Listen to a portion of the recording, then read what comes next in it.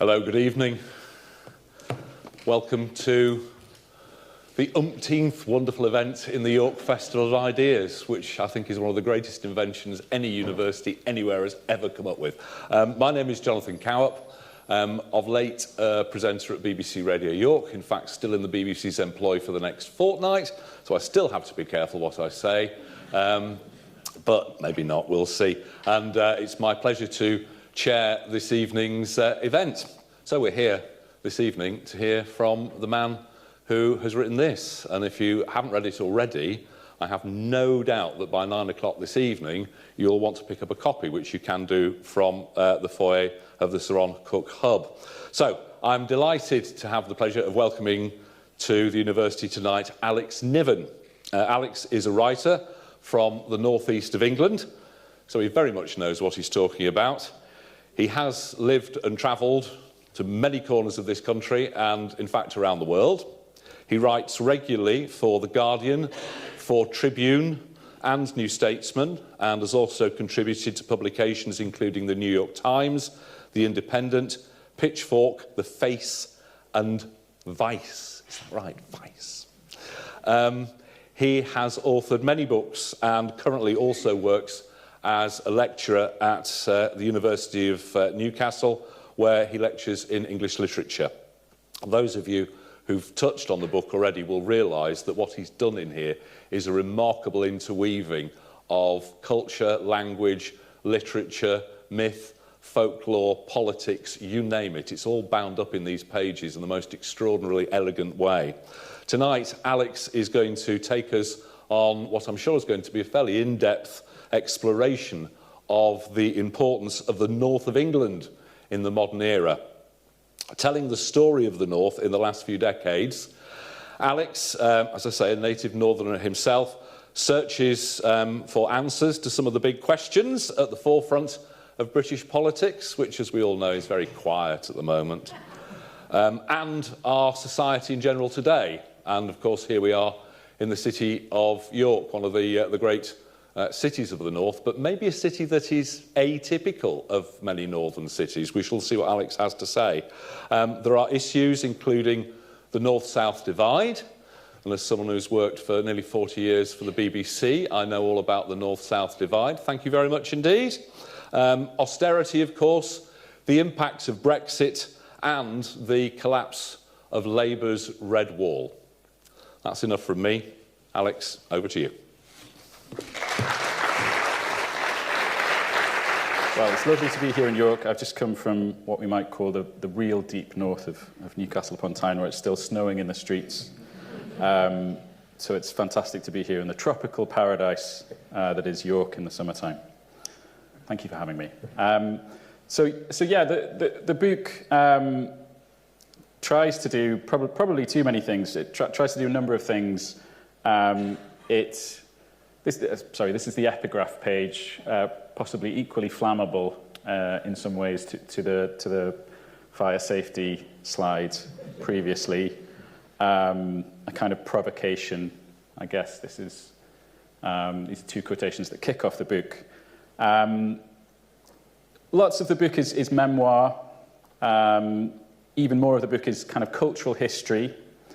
I seek to kind of track various examples of northern culture really just over the last sort of 50 years. I guess the idea with that is that in order to get to the future, you have to kind of delve a little bit back into the past. Because this is a festival of ideas, I'm going to just focus on the kind of central ideas in the text tonight and give a kind of summary of those. Because, as I say, there's kind of way too much to condense into a short presentation, so I'm just going to kind of home in on the kind of ideas bit of the book. But do bear in mind there are lots of other things going on there. Okay. It was the 15th of October, 2020, but it might have been any other day over the last 200 years. Against the backdrop of social turmoil, as COVID-19 surged again after a brief pause to wreck countless more lives, Greater Manchester Mayor Andy Burnham walked out of the city's central library and stood on the edge of St. Peter's Square. Dressed casually, rather like a well-preserved member of a 90s indie band, Burnham gripped tightly onto a couple of typewritten sheets of paper as they quivered in the wind. Then, in a confident, lightly accented voice, he started to deliver a rousing speech to a crowd of local and national journalists. Almost exactly 2 centuries earlier, St. Peter's Square had been the site of the Peterloo Massacre, when 18 protesters were killed by government soldiers charging into a demonstration calling for reform of Britain's rotten parliamentary system. Now, as anger gathered in the English North about the regional bias of a modern government's lockdown plans, Burnham channeled this radical history as he posed as the champion of a neglected northern heartland. After claiming that Greater Manchester, Liverpool and Lancashire were being set up as, quote, canaries in the coal mine for a lockdown strategy which sought to cut government spending, Burnham widened his scope to speak of the past, present and future of the north of England as a whole. Different rules are always applied to the north of England. I think they have been treating the north with contempt. The north stands on the brink of being pushed back to where we were in the 1980s, just forgotten and pushed aside. But we won't let that happen. People are fed up with being treated in this way. The north is fed up with being pushed around. We aren't going to be pushed around anymore. This was, to be sure, slightly hammy stuff, but it was also timely and meaningful. Drawing on a decade's worth of anger at the impact of austerity on northern communities, as well as much older feelings of resentment and rage, Burnham's speech seemed to confirm some basic truths about Northern English existence, which are still, for some reason, often subject to debate. The first thing Burnham's speech took for granted is that the North is a kind of country of its own within England. Something more than a mere compass point or area, the North he talked about was a definite political realm, a capital letter affair which demands to be viewed as one of the main fixtures on the map of these islands. In other words, Burnham's North seemed to in some way bear comparison with the neighbouring countries of Britain as a whole, Wales, Scotland, even England itself. Moreover, and more deeply, the emotional weight of Burnham's words sprang from a basic, time-worn conviction that the English North is severely disadvantaged in certain clear-cut and statistically provable ways when compared with the richer, more powerful South. Indeed, he seemed to be suggesting that one of the main reasons the North has such a strong sense of identity is because of its difference to the South, because of its poor treatment by the political system that has always been based there. In essence, the story of the North is not very much more complicated than this. And so, with due respect to Andy Burnham's knowing but righteous speech of late 2020, let us lay down a couple of basic starting points. First, the north of England is a sort of country unto itself, virtually, if not actually speaking. And second, the age-old national scandal of the north-south divide definitely exists. Argue, if you like, about the details, but both of these points are, I think, fundamentally, undeniably true. It is simply a question of what is to be done about them. But what does the North even mean at this point of the 21st century? And is it really worth fighting for? One response to these questions is the simple observation that the north of England is changing. Or perhaps it would be better to say that it is regressing and has been for quite a while now. Change, of course, is the one thing that never changes. But I think we can say that the sort of change Northerners have experienced over the last half-century is of a new and different kind. In fact, it seems clear that the downturn Northern citizens have suffered in recent years, an era of deepening civic decay, multiplying food banks, failing infrastructure, and a more profound crisis of identity, is threatening to undermine the whole essence of what the North has meant to its people and to the world throughout its eventful modern history. We might say that if the North has meant anything over the last 200 years, it has meant progress. Because it has tended to look forward to a levelled-up future rather than wanting to remain stuck in an uneven, unequal present, indeed, the North has often resembled a kind of country within a country, as I've said already. In an English nation ruled by an ancient establishment, where the received version of national identity was and still is dominated by nostalgia for rural idyls and stately symbols of the past, the rise of the North in the modern period offered a forceful, even violent counter-theory about the sort of country England was, or rather, could be. The crucial development here was, of course, the technological explosion of the late 18th and early 19th centuries, which transformed northern society in certain dramatic and long-lasting ways. In recent years, revisionist critics have rightly sought to query the so-called heroic account of the Industrial Revolution, which centres on the biographies of a handful of great men and their dazzling inventions. But for all that it was a slower, more complex affair than was once thought, and though it certainly brought plenty of profound moral ambiguities along with it, there is no doubt that the rise of industry in the decades around 1800 was a literally earth-shaking event in northern history. This was, in a sense, the North's creation moment, the point at which the upper half of a provisional country, dimly imagined by the Romans as quote-unquote Britannia inferior, and by late medieval monarchs as the wilderness England north of the Trent, became something more than a backwater defined by its remoteness from civilization. To put it more radically, we might say that after the arrival of the spinning jenny, the steam engine, and the steam locomotive sparked the rapid growth of northern towns and cities, and within them, unprecedented new forms of scientific and intellectual discovery, the north of England effectively became civilization, or at least the most vigorous, dynamic, existing version of it. In contrast to much of the South, where the underlying reality of capitalist growth in these years, real and vigorous as it was often obscured by the traditionalism of the political establishment and the cultural mythology of England's rural southern heartlands, the North was a place where the effects of the Industrial Revolution really were visibly revolutionary. While industrialisation in the South outside of London often progressed more gradually and tended to be focused on marginal parts of its more scattered conurbations, the sudden overhaul of large swathes of the northern landscape, which saw small towns like Leeds and Manchester become sprawling metropolises in a matter of decades, was such a transformative development that it would overwhelmingly define northern culture and society for the next 2 centuries.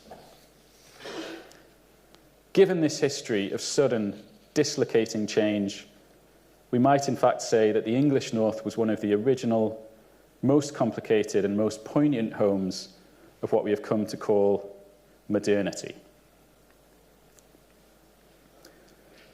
Certainly, in the context of England itself, it is the North which has so often embodied a sort of rebel commitment to modernism and progressive change against the contrasting backdrop of deeply ingrained traditionalism in the English system as a whole. As with all attempts to define large-scale collective identities, we have to be very careful here to avoid sweeping binary notions of the divide between North and South, which is, it should go without saying, complicated by 1,000 nuances, exceptions to the rule, and local variations. Even so, there is surely something to be said for a comparison between the North's fundamental civic bias towards modernity at certain crucial moments and the more entrenched home county-centric stereotypes of Englishness, which continue even now to play a starring role in British politics, from the House of Windsor and the House of Lords to the tweedy Middle England mannerisms of politicians like Boris Johnson and Nigel Farage.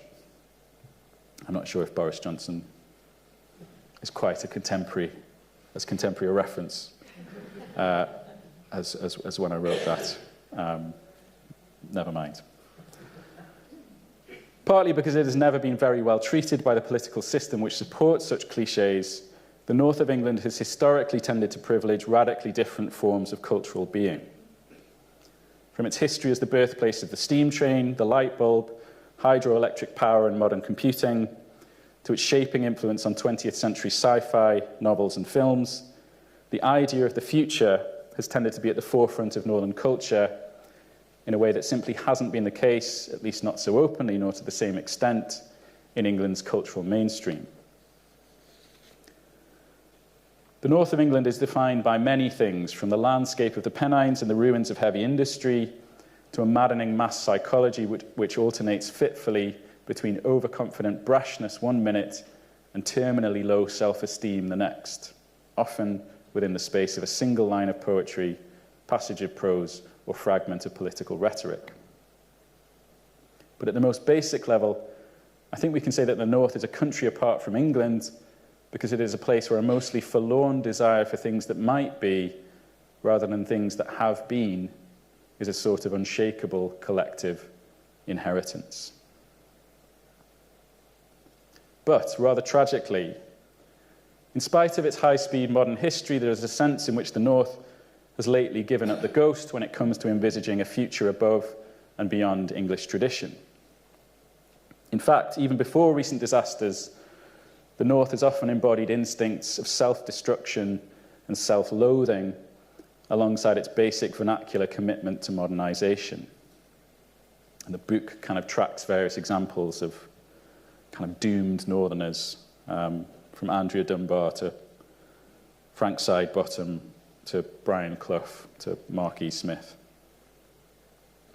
Over the last few decades, aided by an overarching English system which has never had very much time for northern interests, let alone protests, it is this negative tendency that has started to gain the upper hand in northern society. The historical backdrop to these years, broadly speaking, the post-Second World War era, is fairly well known. Throughout the later 20th century, the process of deindustrialization, which saw almost all of the North's identity-shaping manufacturing industries decline and then finally vanish, gradually withdrew the material foundations on which the North's progressive culture had arisen in the first place. Meanwhile, successive Labour and Conservative governments routinely failed to find any long-term replacements for the vanished industries of the past, often putting little effort into the task and mostly remaining fairly relaxed about the drastic deepening of regional inequality which occurred as a result. Bearing in mind this recent narrative, we might say that the English North has, for some years now, been the graveyard of modernity.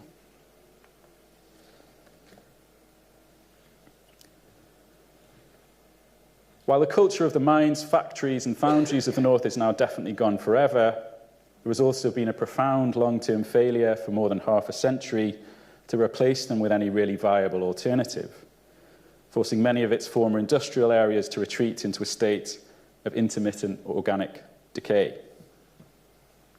The effect of this process of deliberate socioeconomic abandonment has been bad enough in the North's many large and proud cities, where, with a couple of exceptions, an atmosphere of civic downslide and disillusionment still reigns in the wake of the austerity of the 2010s. But though the North's once electric cities are still searching for a future on the other side of the Industrial Revolution, at least these inner urban areas have benefited from various attempts at revival and regeneration since the 60s.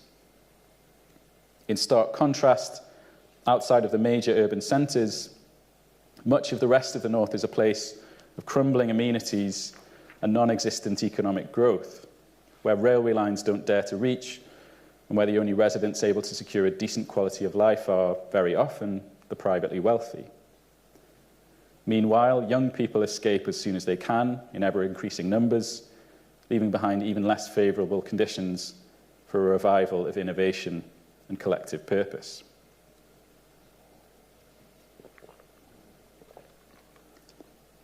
What then is to be done about all this? Is it possible that the North might rouse itself from socio-economic slumber and find a way forward which builds a new, more energetic, more youthful society on top of a landscape that is still, after all these years, full of boarded-up towns, ruined mills, and abandoned mines? This is the difficult bit. As a cultural critic and ordinary northern citizen, I do not pretend to have a simple answer to this question in the form of a comprehensive master plan for creating a devolved northern polity, or anything like that. But I do know there's only one thing likely to achieve a meaningful and durable Northern revival, namely political reform, which creates a cast-iron framework for regional equality in the long term.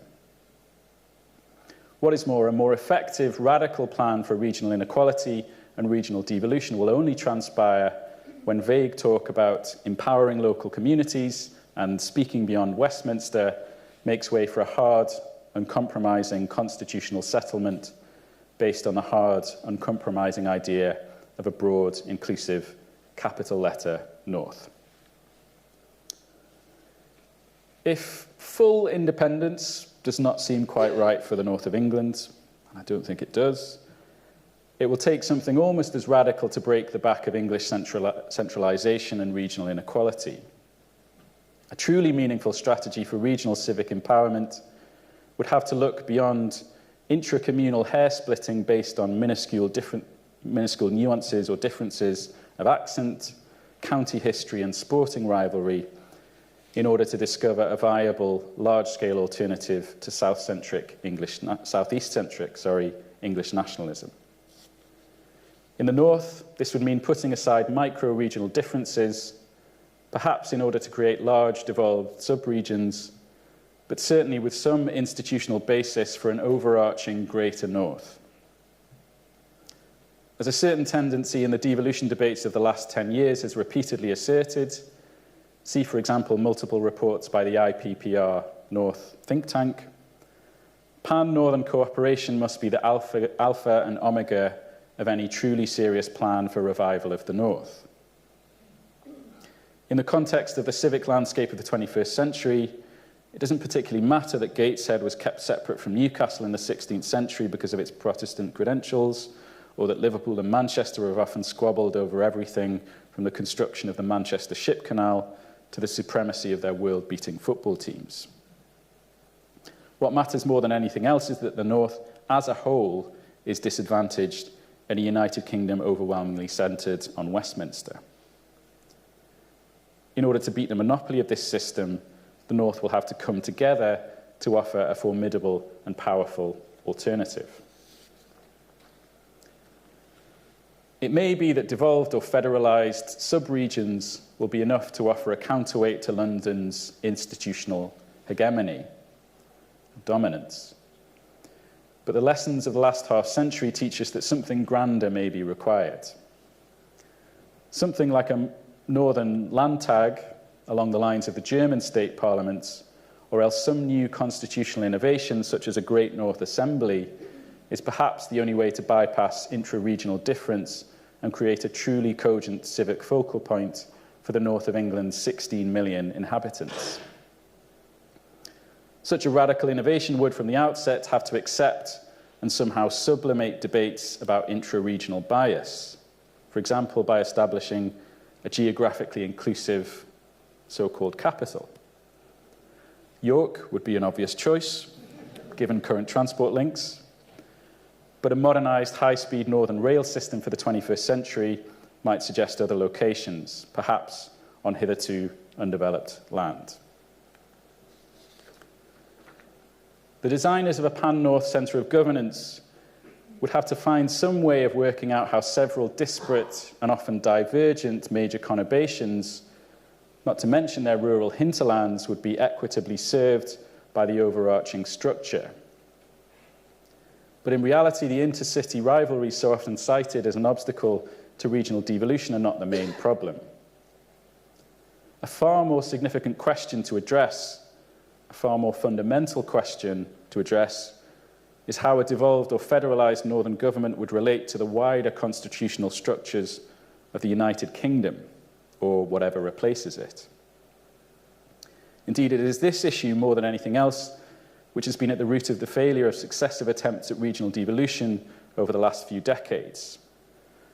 As in the case of the proposed North East Assembly, which you might remember, plans for which were defeated in a referendum of 2004, which was successfully and not altogether unreasonably portrayed as a white elephant with no clear raison d'etre amid the existing political bureaucracy of the UK.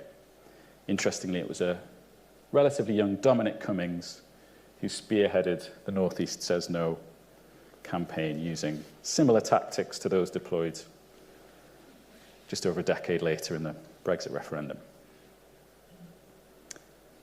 In reality, the North cannot hope to rise again until the United Kingdom's antiquated neo-feudal political system, with its monarchy, House of Lords, Uxbridge and home counties public schools, is replaced with a truly democratic written constitution, which pays heed to the diversity of Britain or England and to the need to create robust structures for the civic empowerment of its several parts. At a bare minimum, real constitutional reform capable of reviving the North will have to involve some form of major adjustment to the Westminster system, with the medieval relic of the House of Lords replaced with a second chamber based on principles of federalism or its cognates, to ensure that this country does not end the 21st century as the most dilapidated nation in the developed world. I've kind of slightly changed my mind on this idea of a second chamber. Perhaps we can talk about this in the questions. But I think the point still stands that constitutional overhaul, I think, is necessary if you're going to have any kind of hope of meaningful regional devolution. Whatever the risks, the costs of letting the English periphery fall back into its pre-industrial state of underdeveloped marginality are infinitely greater. As we enter a period of history even more chaotic and potentially destructive than a now faraway industrial revolution, do we really want to live in a land where the traditions, rituals and power structures of a time before the invention of the railways still dominate our collective existence? Or do we dare to think about how power might be distributed equally across the British Isles when the outmoded United Kingdom finally gives up the ghost? Ultimately, I think that even a die-hard sceptic has to admit that when it comes to the north of England, some form of prodigal hopefulness, or at least vaulting ambition, is quite simply the only way to go. From an examination of modern northern history, it seems painfully clear that almost all of the more modest, apparently pragmatic recent solutions to regional inequality in England have been spectacular failures. From the Heseltinite regeneration schemes of the Thatcher years to the northern powerhouse delusion of the 2010s, let alone the latest transparent ruse that is levelling up. Remember that. I'm not quite sure what's happened to it.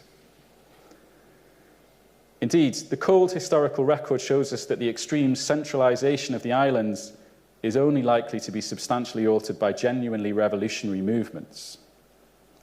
We might think here of the obvious example of the Industrial Revolution, a radical and, as it turned out, only temporary upending of the deeply embedded dynamic of the English system. In turn, of course, the English nation had itself been cemented during another great revolutionary moment, the pre-modern cataclysm of the Norman conquest, which literally set in stone a centralised power structure which has never really been substantially altered. Going by such historical precedents, I do not see how, when it comes to the North's place within England, anything other than a great reversal will ever do. Put another way, we might say that the idealistic North and the pragmatic North are at this point, as so often throughout history, exactly the same thing. Meanwhile, it is gradualist schemes like levelling up that are the real pie-in-the-sky fantasies. This is why the only really important question facing us now is, what form should the profound and essential movement towards reform take? And when do we start making it happen? There is still, even after all, a chance for the deep and dreaming North to find a firmer, fairer reality on the other side of the ideal. If Northern culture means anything, and I think it does, it must always imply some kind of belief in the great leap forward, the impossible, gravity-defying feat of technology, the desperate dream of reforming the land and overhauling the ancient map on which the top half of England is consigned to being Britannia inferior forever.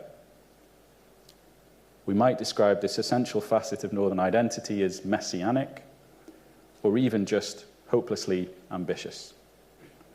But it is the way we are, and the way life is on these islands. This is the curse and the uncontainable hope at the heart of the Northern soul. Thanks very much.